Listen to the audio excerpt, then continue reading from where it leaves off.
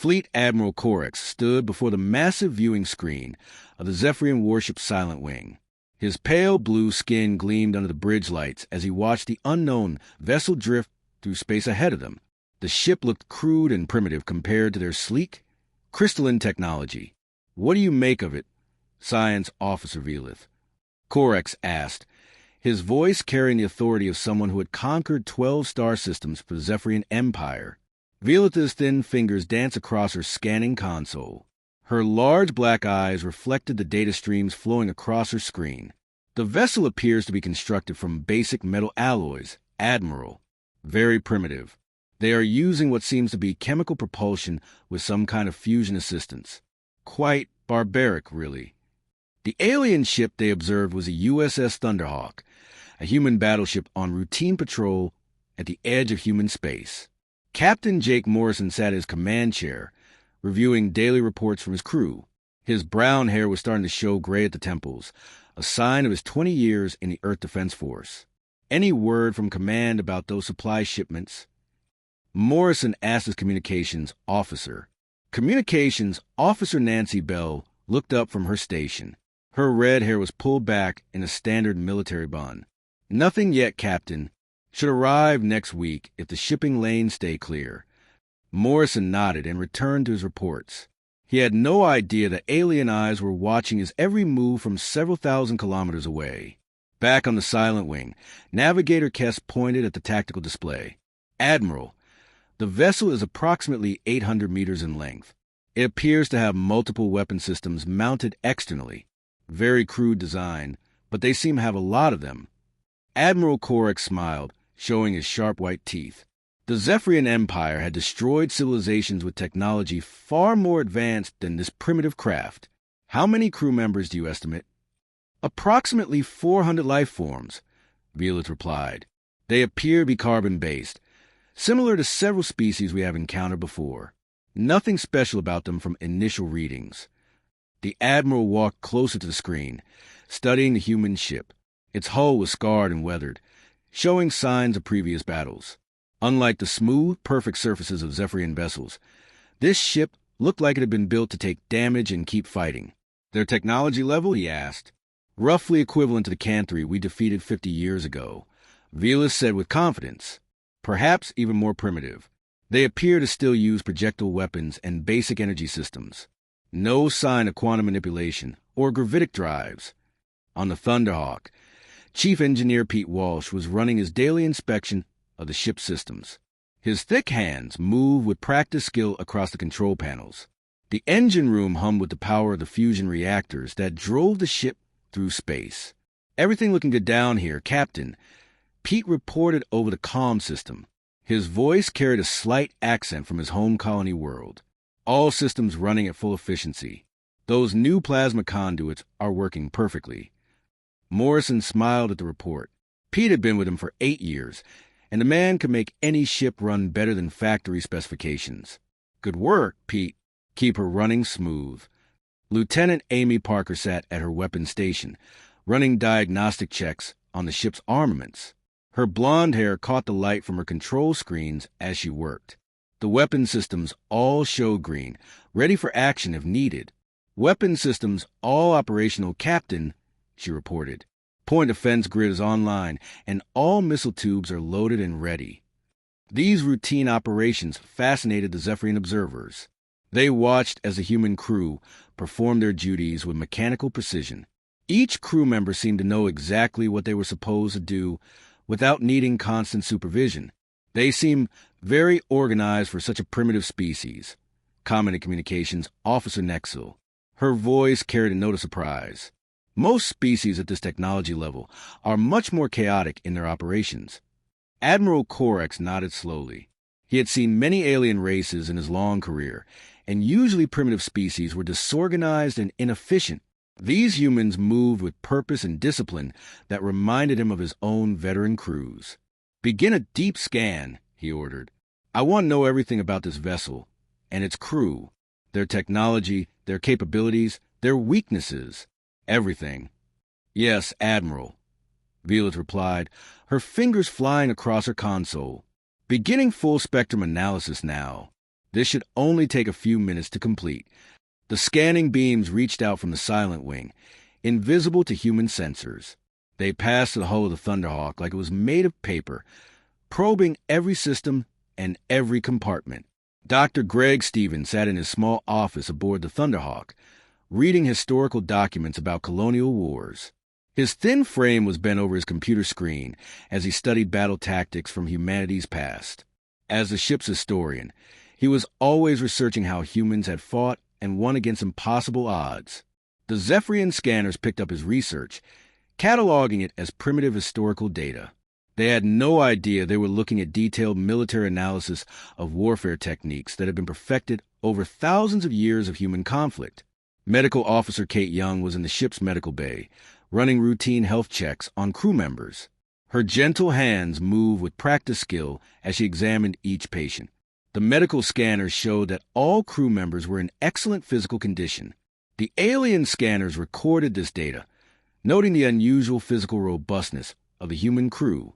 Their bone density was much higher than expected, and their muscle mass suggested they came from a world with higher gravity than most civilized planets. "Admiral," Vila said, her voice showing the first hint of concern, "I'm getting some unusual readings from their biological scans. These creatures are remarkably robust for an intelligent species." "How so?"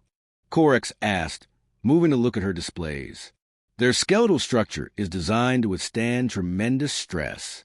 Their cardiovascular systems could pump blood at pressures that would kill most species we know. And their neural activity suggests they are operating under constant stress hormones that would drive other races insane." The Admiral frowned at this information. In his experience, species that evolved under harsh conditions tended to be more aggressive and harder to defeat. But surely such a primitive civilization could not pose any real threat to the mighty Zephyrian Empire.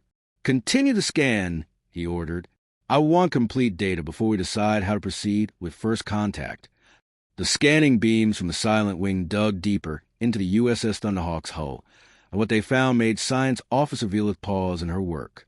Her large black eyes widened as data flowed across her screen in ways she had never seen before. "Admiral," she said, her voice carrying a note of confusion, "I'm reading multiple layers of redundant systems throughout their vessel. It's like they built 3 ships inside one ship." Admiral Corex moved closer to her station, his blue skin reflecting the glow from her displays. "What do you mean by redundant systems?" "Every single system has a backup, and every backup has its own backup. Their main power comes from fusion reactors, but they also have emergency power cells, backup generators, and something called emergency hand crank systems for critical functions." On the Thunderhawk, Chief Engineer Pete Walsh was explaining the ship's design to a new crew member who had just transferred aboard. His thick hands pointed to different sections of a technical diagram displayed on his screen. "See, the beauty of this design is that even if we lose main power and backup power, we can still operate life support, communications, and basic navigation using manual systems." Pete explained with obvious pride. The old Earth engineers who designed this class knew how to build ships that keep fighting no matter what happens to them.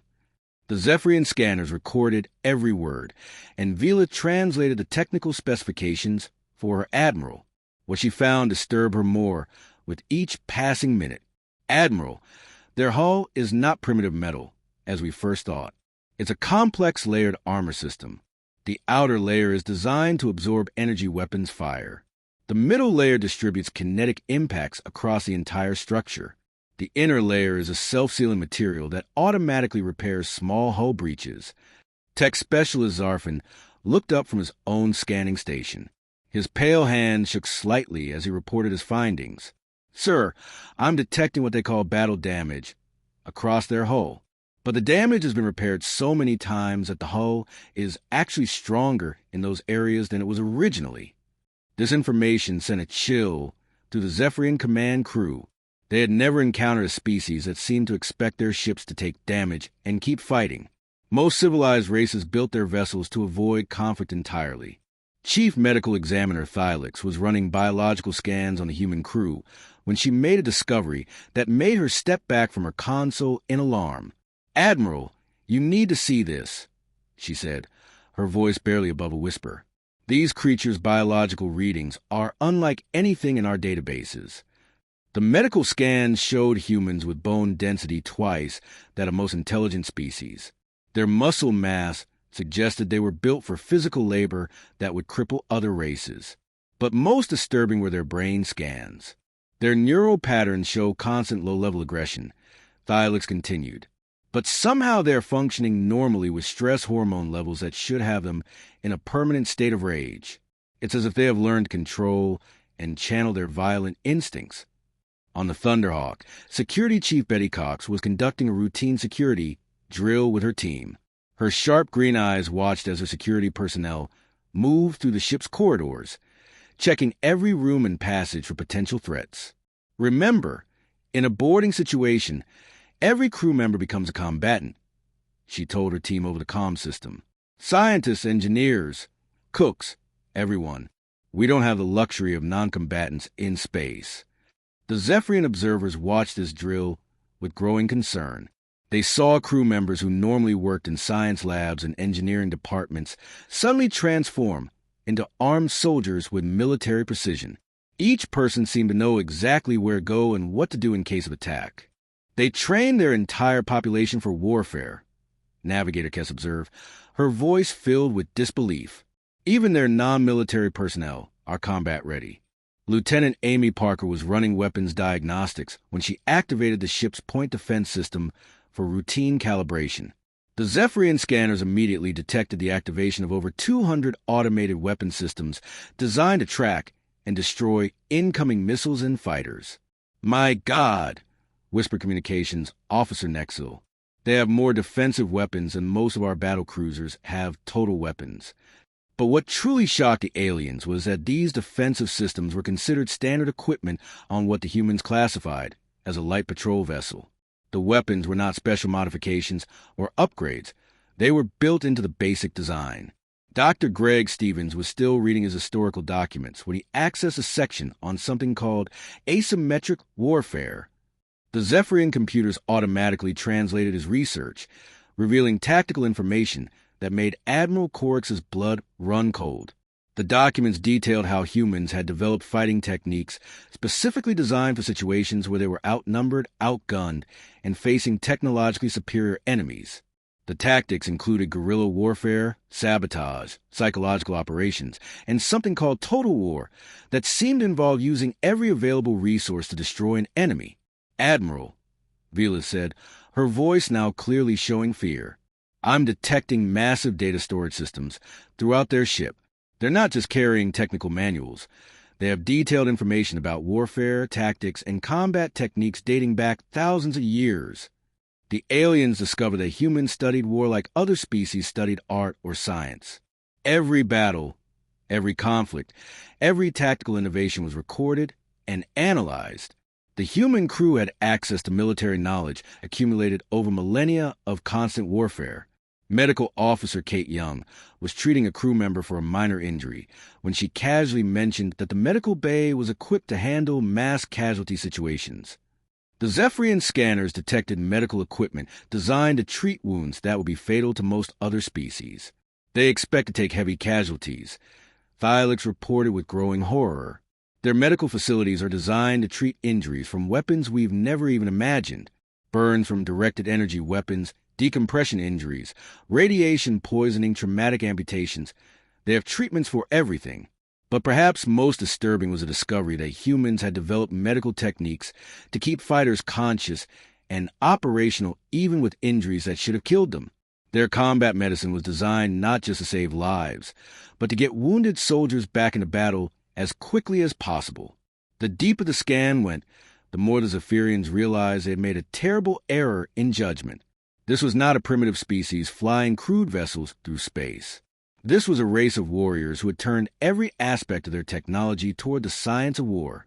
Sir, Zarfin reported with a shaking voice, I'm reading their vessel classification in their own database. This ship is listed as a light cruiser, one of their smaller warships.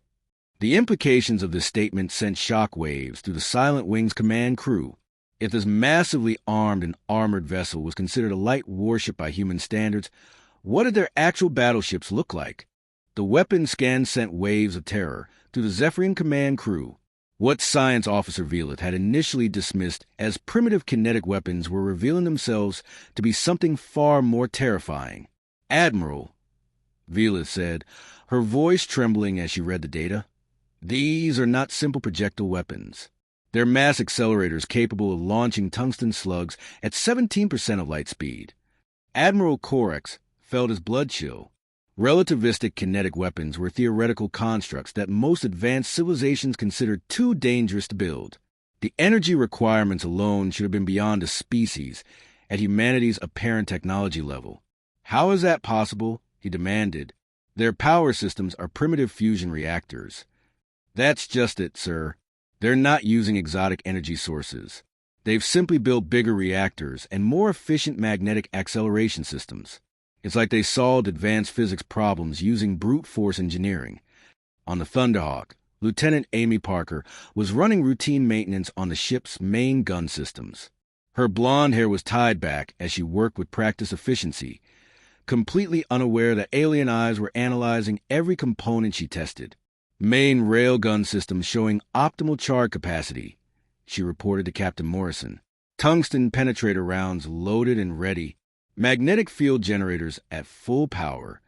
The Zephyrian scanners recorded every detail of the human weapon systems. What they found defied their understanding of civilized warfare. The humans had not just built one or two powerful weapons. They had built dozens of them. "I'm counting 47 primary weapon systems," reported Tech Specialist Zarfin, his voice filled with disbelief. "They have rail guns, particle beam weapons, missile launchers, and something called close-in weapon systems that fire thousands of rounds per minute." But it was the missile systems that truly horrified the alien observers. Each missile carried a fusion warhead with a yield that could crack moon-sized installations.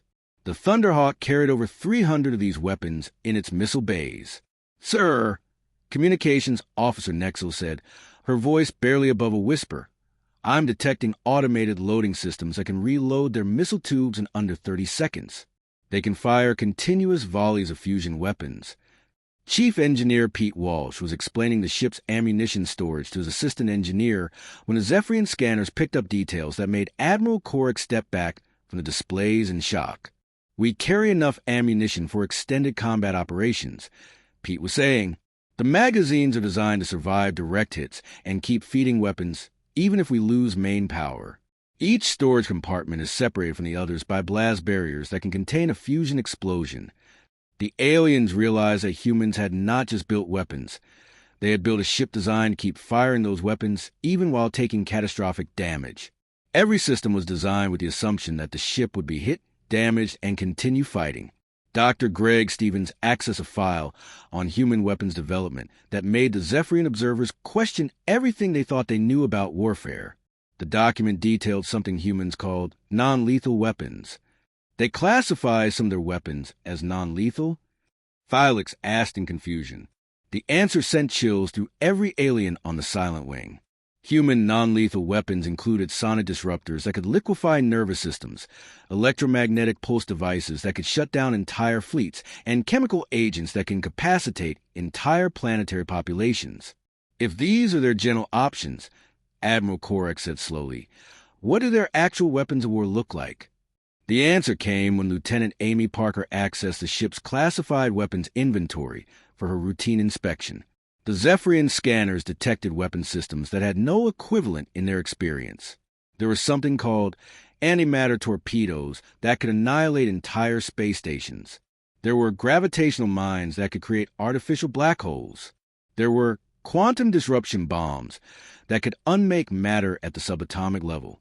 But perhaps most terrifying was a weapon system simply labeled Planet Killer.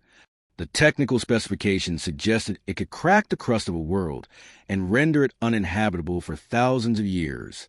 "They have weapons designed to destroy entire planets," Zarfin reported, his voice shaking with fear. "And look at this," Velith added, pointing to her screen. "These weapons are classified as last resort options in their tactical database. They have rules about when they can be used." The implications were staggering. Humans had built weapons capable of destroying worlds. but they had also built moral and legal frameworks to control their use. They were simultaneously the most dangerous and most restrained species the Zephyrians had ever encountered. Security Chief Betty Cox was conducting a drill with her security teams when she mentioned something that made the alien observers realize the true scope of human military thinking. "Remember, every crew member is trained in small arms combat," she told her team. "But in a boarding situation, anything can be a weapon. Engineering tools, kitchen knives, maintenance equipment. Humans have been turning everyday objects into weapons for thousands of years." The Zephyrian scanners detected that the ship's tool inventory included items that could easily be converted into weapons. Cutting torches could become directed energy weapons. Chemical supplies could become explosive devices. Even the ship's food replicators could be modified to produce toxic substances.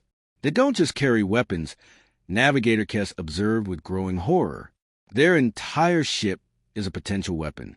Every system can be turned toward destructive purposes. Medical Officer Kate Young was reviewing medical supplies when she casually mentioned that the ship's medical bay could also serve as an interrogation facility.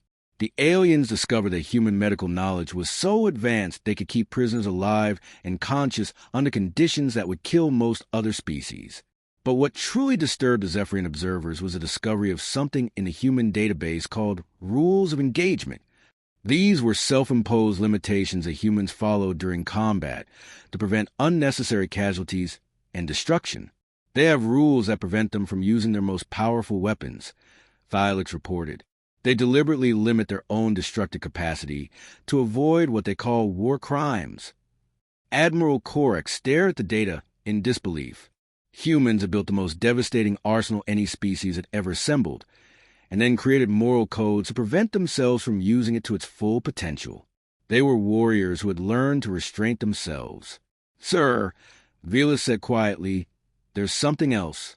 I'm detecting references in their database to something called Total War Doctrine. It appears to be a set of protocols they follow when their moral restraints are removed. The file was classified at the highest levels, but the scanner had detected enough information to understand its basic premise. In total war, humans abandoned their self-imposed limitations and fought with every weapon and tactic at their disposal. The mathematical model suggested that humans operating under total war doctrine could mobilize their entire industrial capacity to produce fleets that would darken star systems. Every human world would become a weapons factory. Every human citizen would become a soldier. They don't just fight wars," Admiral Korek said slowly. "They have the capacity to become war itself." The weapon scan was complete, but it had revealed something more terrifying than any individual weapon system. It had revealed a species that had turned the entire concept of warfare into a science, and then had the wisdom to restrain themselves from using their full potential unless absolutely necessary. Against all standard Zephyrian protocols, Admiral Korek ordered his crew to attempt accessing the human ship's database systems. What they found in the USS Thunderhawk's information networks would haunt their dreams for years to come.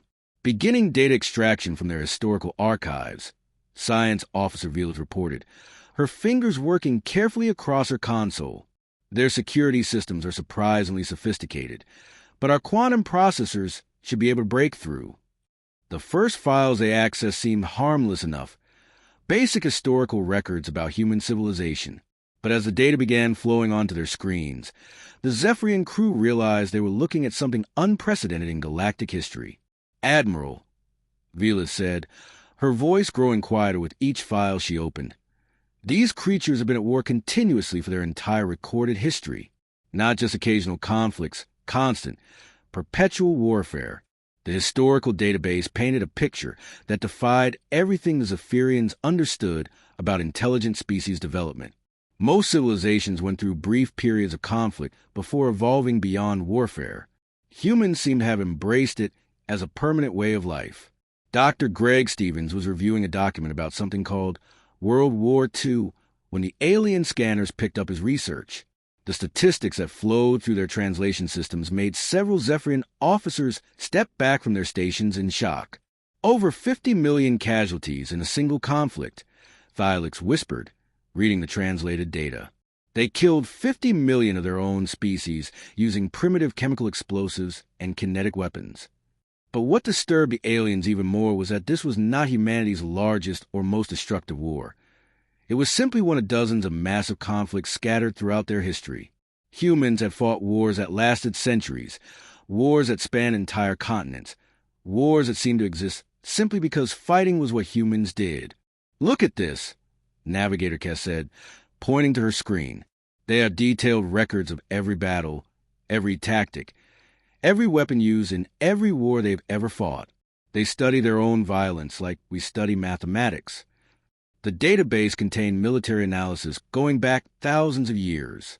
Every successful strategy was documented, refined, and improved upon. Every failure was analyzed to prevent repetition. Humans had turned warfare into both an art and a science.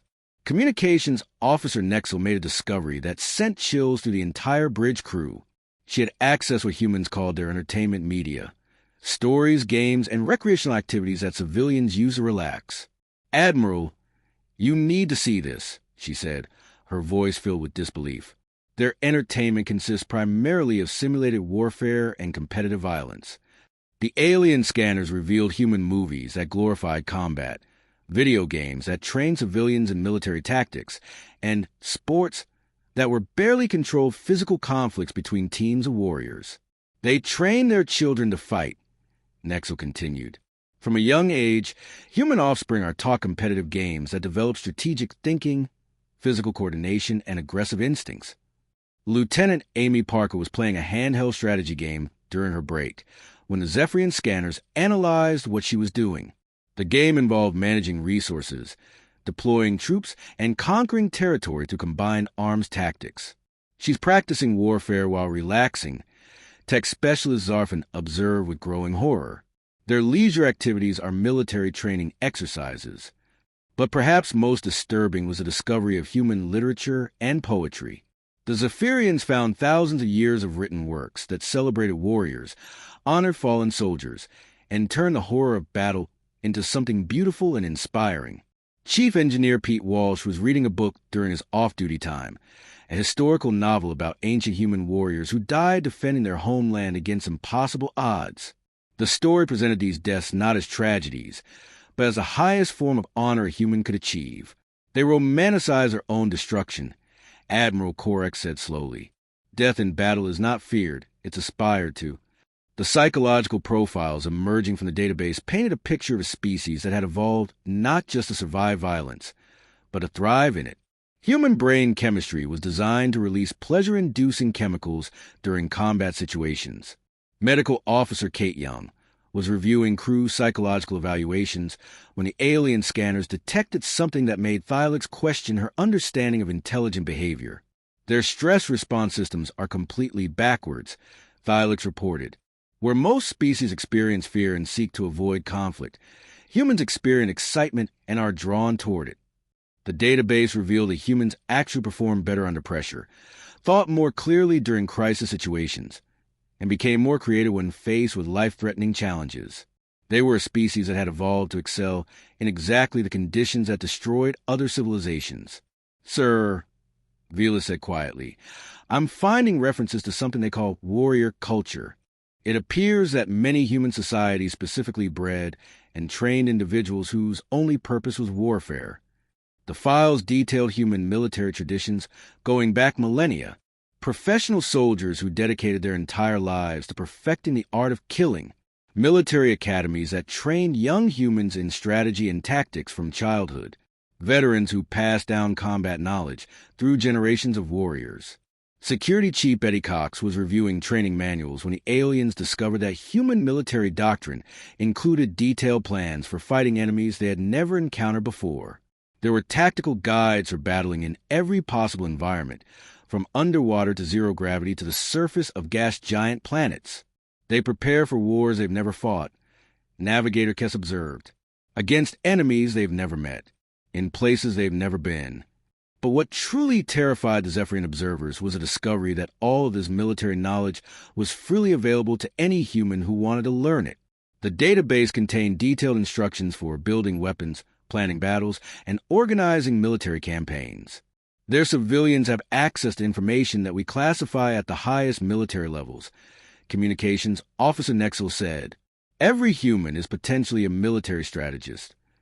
Dr. Greg Stevens accessed a file on asymmetric warfare, tactics designed for fighting enemies with superior numbers or technology. The strategies included guerrilla warfare, terrorism, sabotage, and psychological operations that could bring down advanced civilizations using primitive tools. They've already planned how to fight us, Admiral Corex realized with growing dread. Even if we had technological superiority, they've spent thousands of years developing ways to defeat more advanced enemies.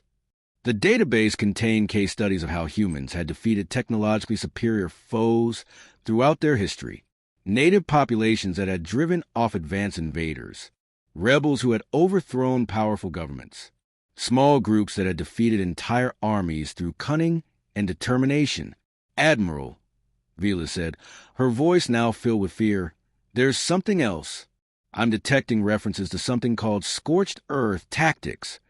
The files revealed that humans had a concept completely unknown to other civilizations. They would rather destroy everything they had built than allow enemies to capture it. Human history was filled with examples of cities burned rather than surrendered, resources destroyed rather than seized, entire populations choosing death over conquest.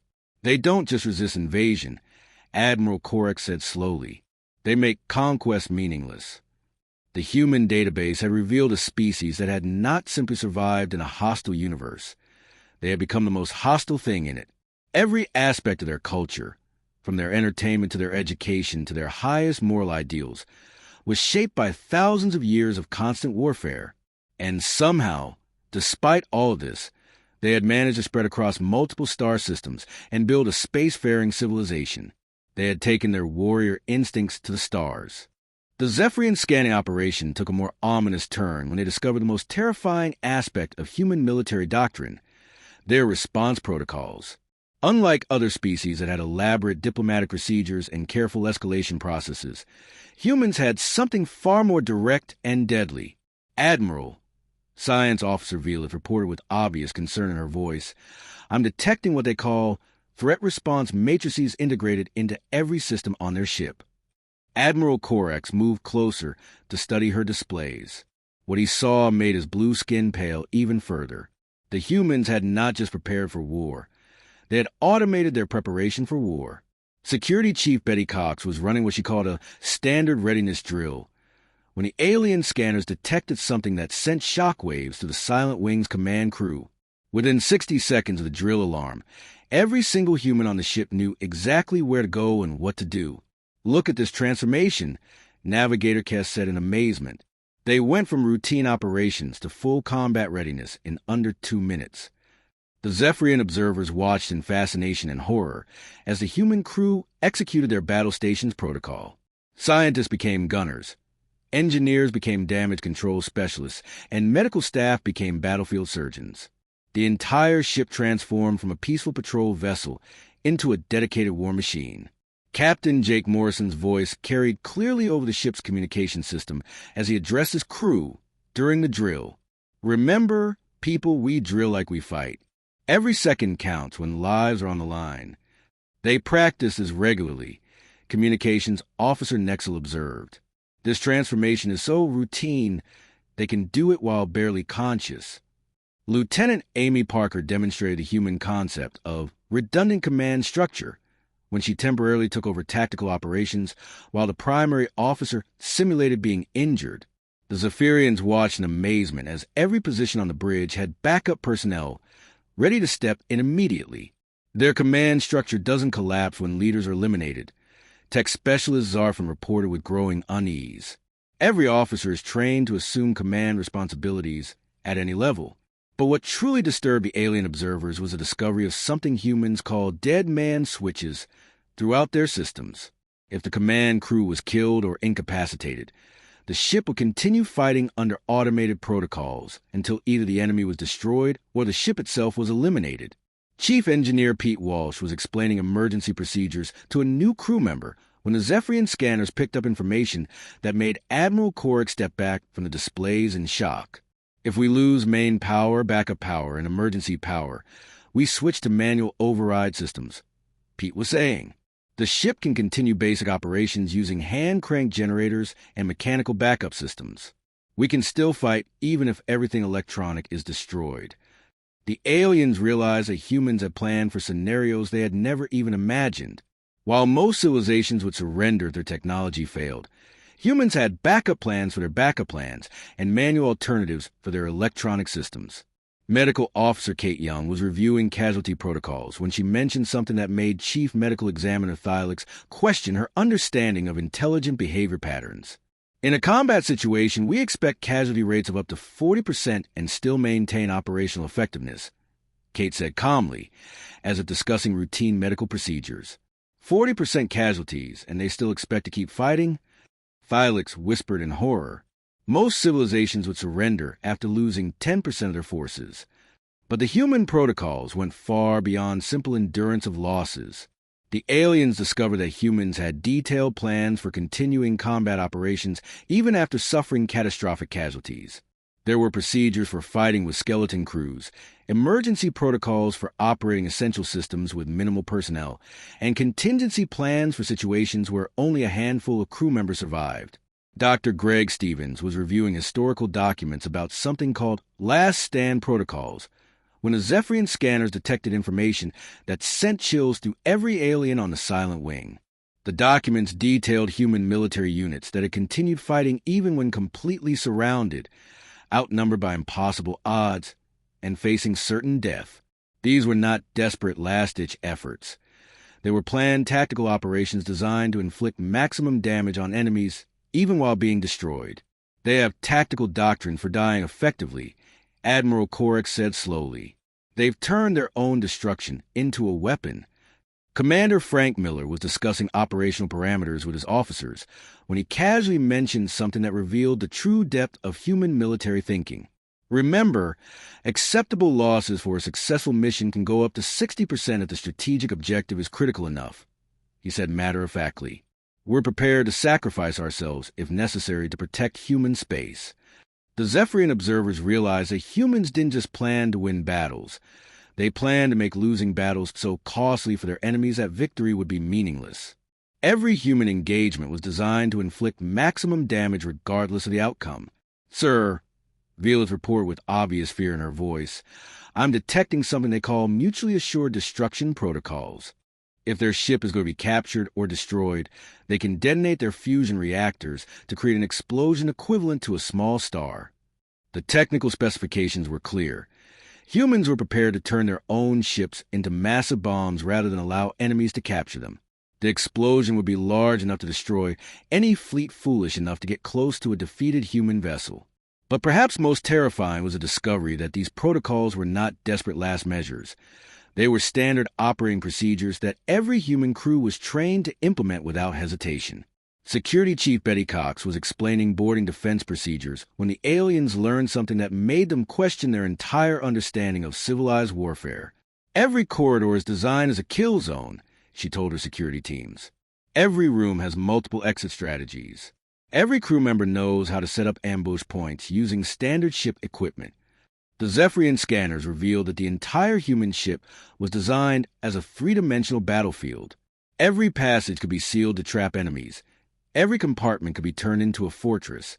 And every system could be booby-trapped to eliminate intruders. They expect to be boarded, Navigator Kess observed with growing horror. They planned their entire ship design around the assumption that enemies will get inside and have to be fought room by room.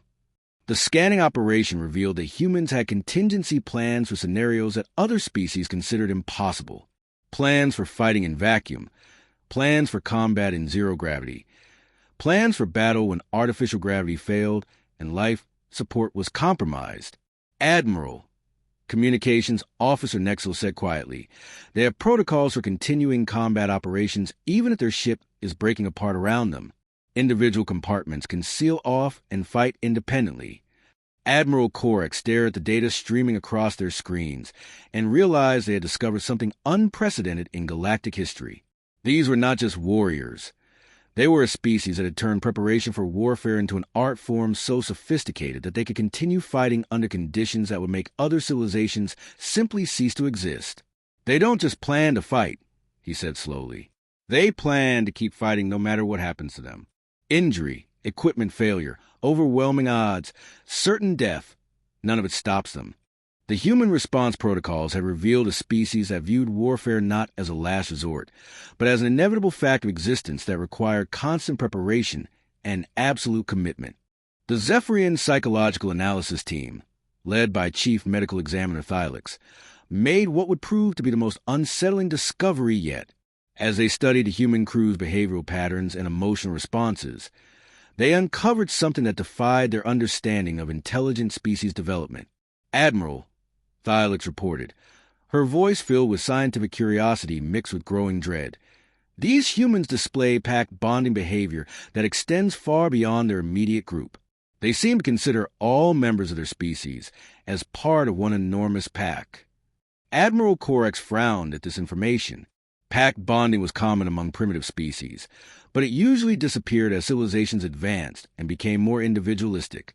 "What do you mean by pack bonding at the species level?" Engineer Carl Davis was having a casual conversation with Medical Officer Kate Young when the alien scanners picked up something that made the Zephyrian observers pause in their analysis. "I got a message from my daughter yesterday. Carl was saying, his weathered face lighting up with pride. She just graduated from the academy on Mars, following in her old man's footsteps, going into space engineering." "That's wonderful," Kate replied warmly. "You must be so proud. How long since you've seen her?" 3 years now," Carl said with obvious longing in his voice.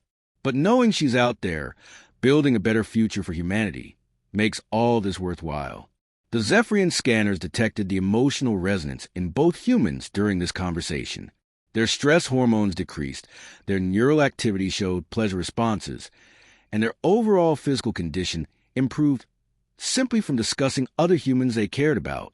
"Fascinating," Thylix murmured as she studied the data. "They derive psychological and physical benefits from the success of humans they may never meet again."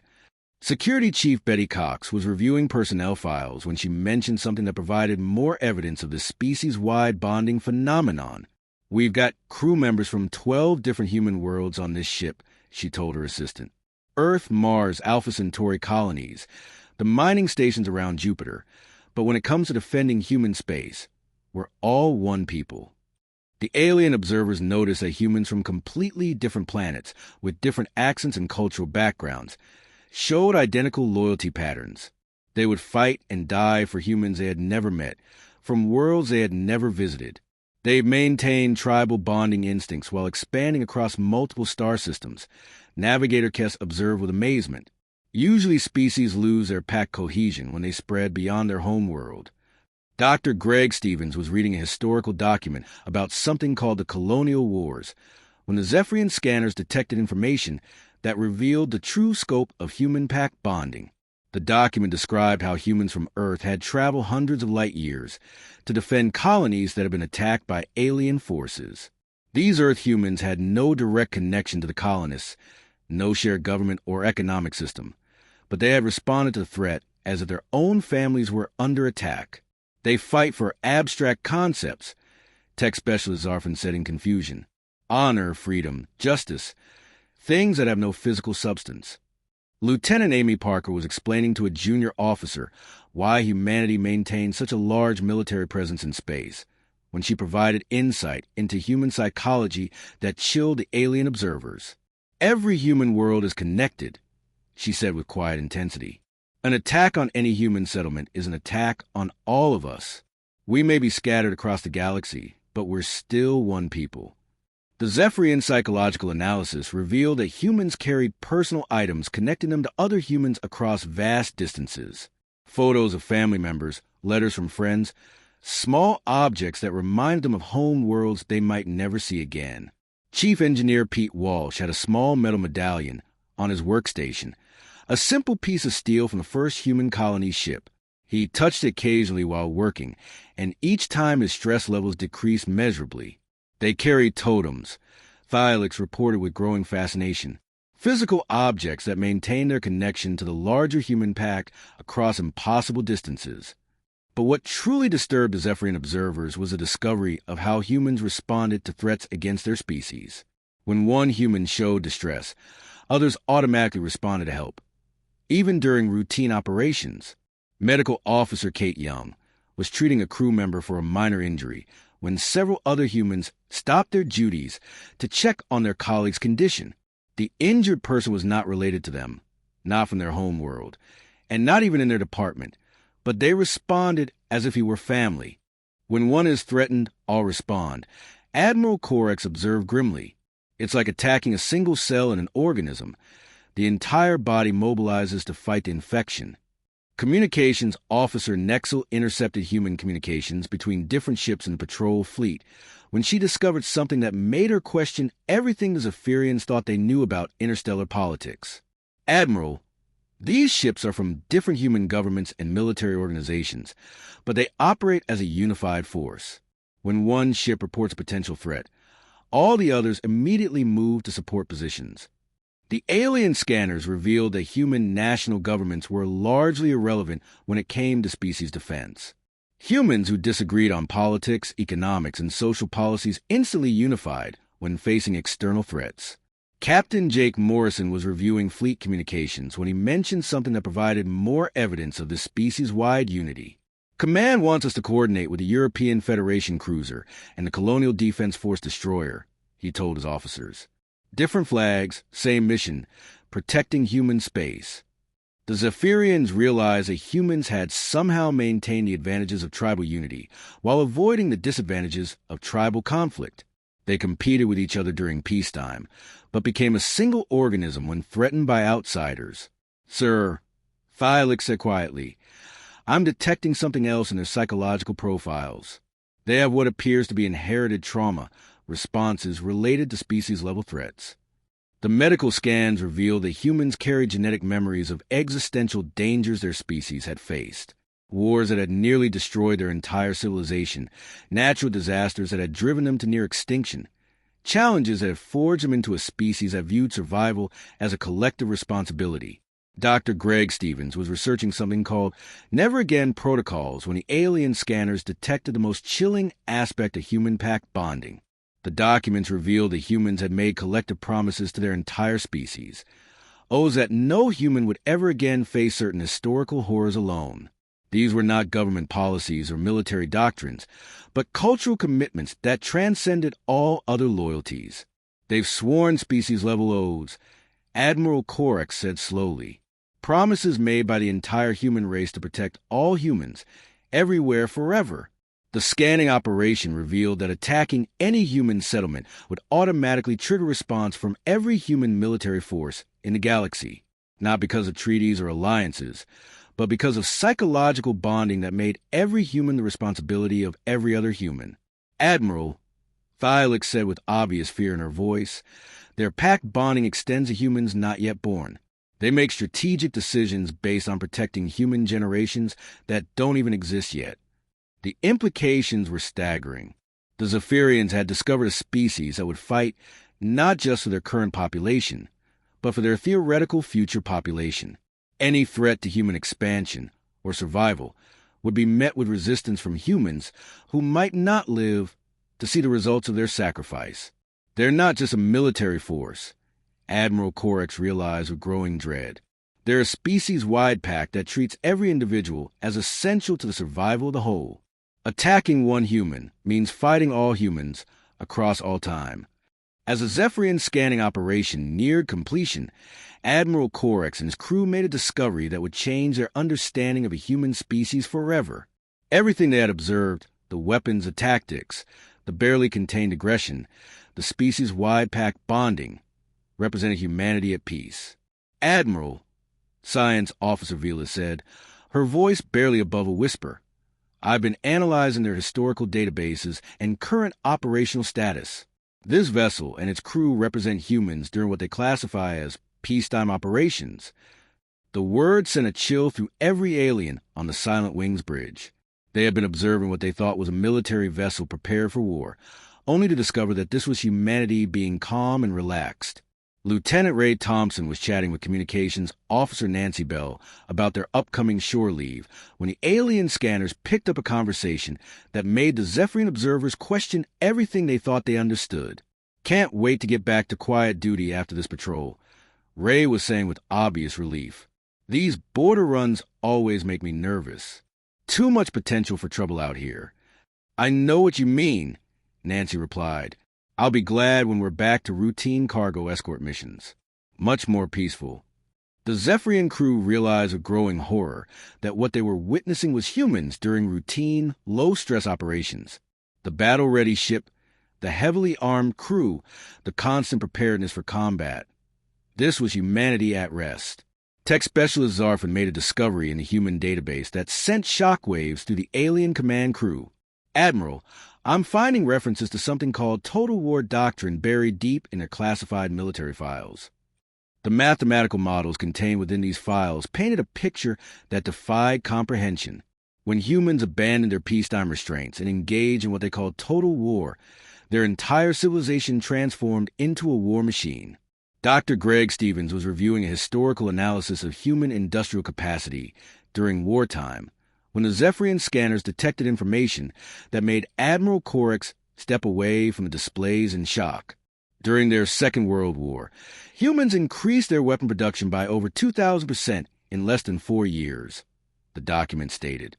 Civilian factories were converted to military production.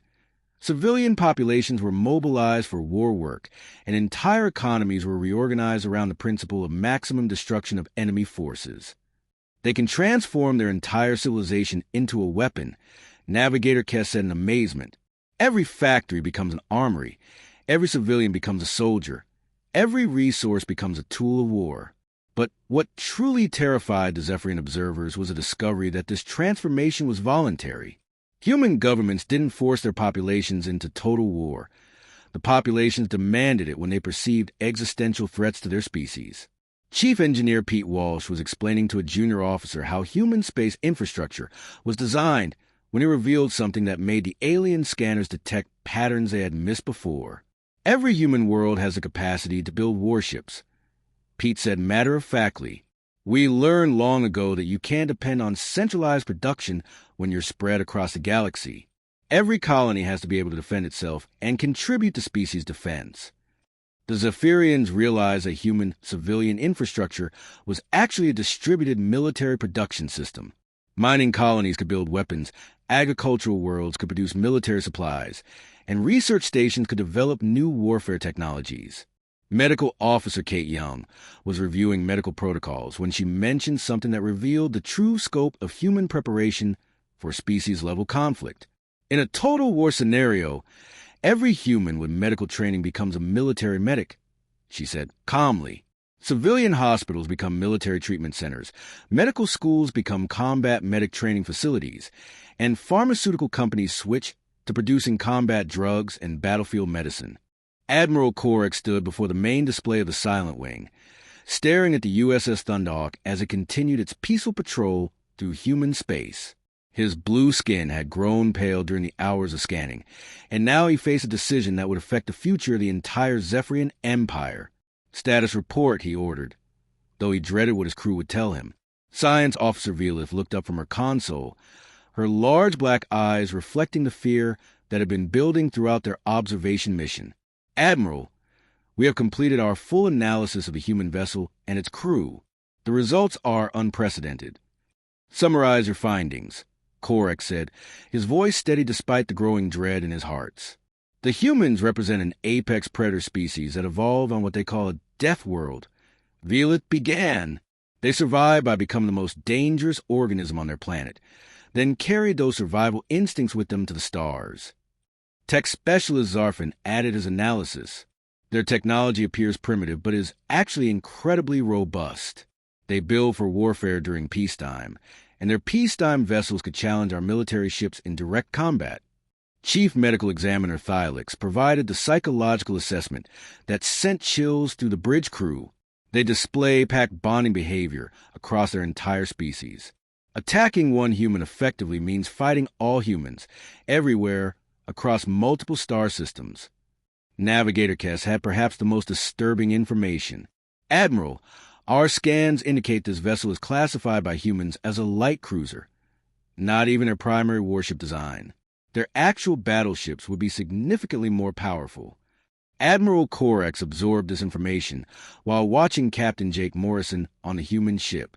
The human captain was calmly reviewing routine reports, completely unaware that his vessel had just been subjected to the most comprehensive intelligence scan in Zephyrian history. What about their response to threats? Corex asked. They have protocols for scenarios we never imagined. Communications Officer Nexel reported. Boarding actions, ramming attacks, ship-to-ship combat, and something called mutually assured destruction, where they deliberately destroy their own ships to maximize damage to enemies. The Admiral studied the tactical data flowing across his screens.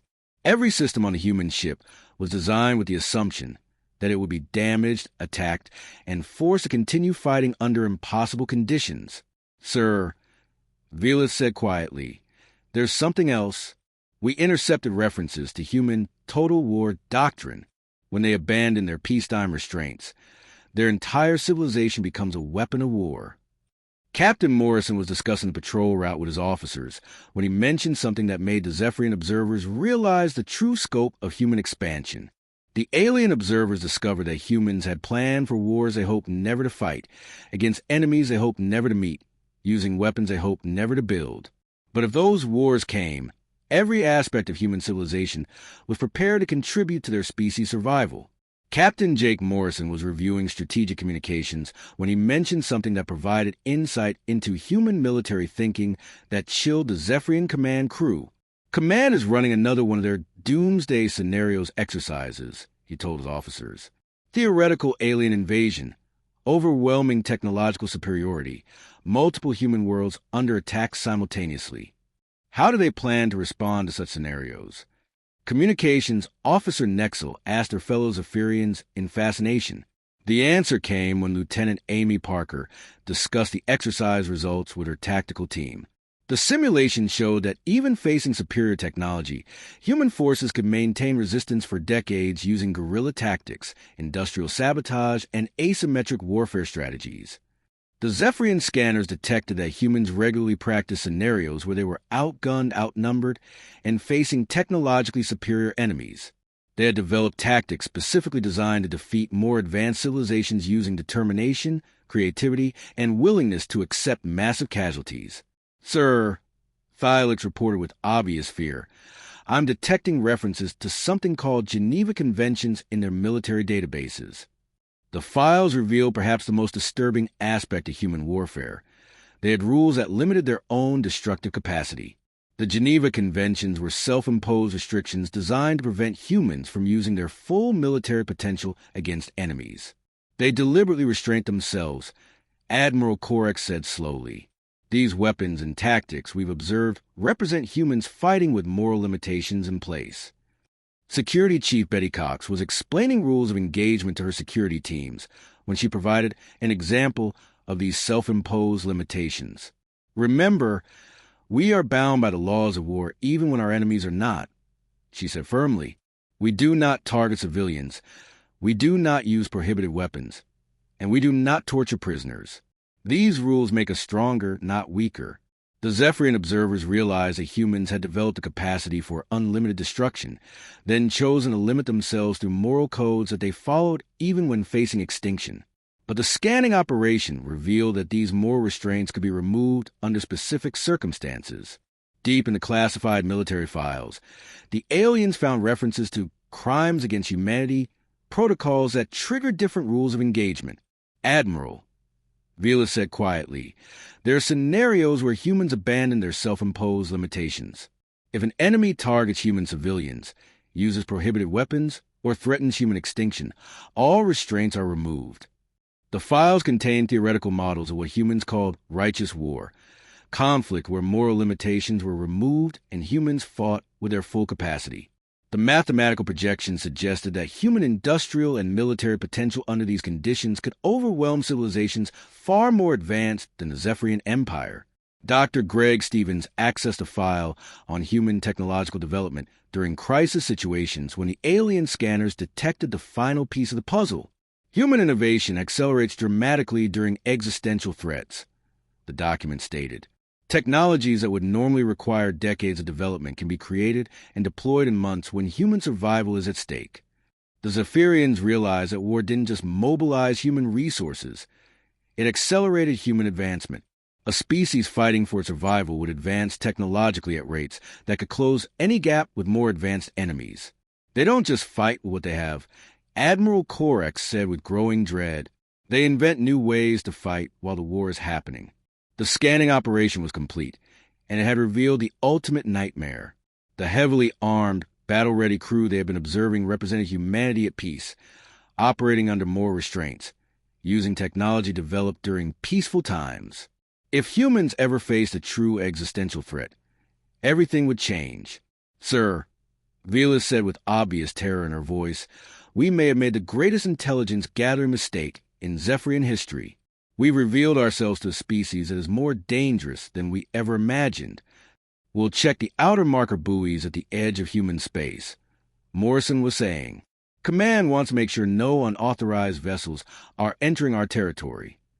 The casual reference to human territory reminded the aliens that they were currently inside space claimed by this warrior species. They had entered human space without permission and had been conducting hostile intelligence operations against a human military vessel. Admiral, Navigator Kess said urgently, I'm detecting unusual sensor readings from a human ship. They may have detected our scanning operation. On the Thunderhawk, Lieutenant Amy Parker was reviewing her sensor logs when she noticed something that made her frown at her displays. Captain, I'm picking up some strange readings on long-range sensors, she reported. Could be equipment malfunction, but it looks like we might have company out there. Captain Morrison immediately went into alert mode. What kind of readings? Hard to say, sir. Very faint. But there's definitely something in our vicinity that wasn't there an hour ago. The Zephyrian observers watched with growing alarm as the human crew smoothly transitioned from routine operations to heightened awareness. Every officer began checking their systems, preparing for potential contact with unknown vessels. They detected us despite our advanced stealth technology, Tech Specialist Zarfin said with obvious worry. Their sensors are more sophisticated than we thought. Admiral Corex made a decision that went against every instinct he had developed during his long military career. For the first time in Zephyrian history, he was going to retreat from a species less advanced than his own. All stations, prepare for immediate withdrawal, he ordered. We are leaving human space immediately. Sir, Velith asked in confusion. We have superior technology and firepower. Even if they detected us, we could easily defeat their single vessel. Admiral Corex looked at his science officer with an expression of grim understanding. Could we? One human ship, yes. But what about the rest of their fleet? What about their entire species united in warfare against us? The implications of their intelligence gathering were clear. Humans were not just another alien species to be conquered or avoided. They were something unprecedented in galactic history. A civilization that had turned warfare into an art form while maintaining the capacity for technological advancement and species-wide unity. Sir, Communications Officer Nexel reported, I'm intercepting human communications. Captain Morrison is requesting permission to investigate our area of space. On the Thunderhawk, Morrison was speaking with Fleet Command about the sensor anomalies. Request permission to investigate unknown contacts in Sector 7, he said calmly. Might be nothing, but better safe than sorry. The Zephyrian observers realized that the humans were about to actively search for them. If discovered, they would have to choose between fighting and revealing their presence to a species that might view first contact as an act of war. Beginning withdrawal now, Admiral Corex ordered full stealth protocols. No emissions, no traces. As the Silent Wing began moving away from human space, the Admiral made another unprecedented decision. This entire operation is to be classified at the highest levels. No record of human contact is to appear in any official database. Sir, what about the intelligence we've gathered? Velith asked. All findings are to be restricted to the highest command levels only, and I'm recommending that the Zephyrian Empire avoid human space entirely. The bridge crew stared at their admiral in shock. The Zephyrian Empire had never retreated from any species, never avoided contact with less advanced civilizations, never classified first contact information at such high levels. Admiral, Navigator Kess said carefully, Command will want to know why we're avoiding a species with inferior technology. Corex turned to face his crew, and they saw something in his expression that none of them had ever seen before. Genuine fear of another species. Because they're not inferior, he said simply. They're apex predators who have learned to build starships. They're a warrior species that has turned their entire civilization into a potential weapon. They're pack hunters who have bonded across multiple star systems. As the Silent Wing continued its withdrawal from human space, the Admiral issued orders that would reshape Zephyrian policy for generations. All trade routes are to be rerouted around human space. All exploration missions will avoid sectors with human presence. All military patrols will maintain a minimum distance of 50 light years from human territories. But, sir, Thylax said, what if they expand? What if they eventually encounter our space? Admiral Corex stared at the retreating image of the USS Thunderhawk on their screens. Captain Morrison was still conducting his investigation, looking for traces of the alien vessel that had been watching him. Then we hope, the Admiral said quietly, that when humans reach our space, they come in peace.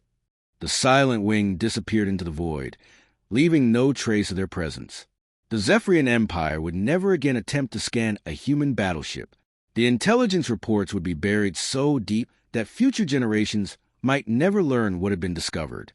Captain Morrison eventually concluded his investigation, finding no definitive proof of alien presence in the area. He filed a routine report about possible sensor malfunctions and continued his patrol.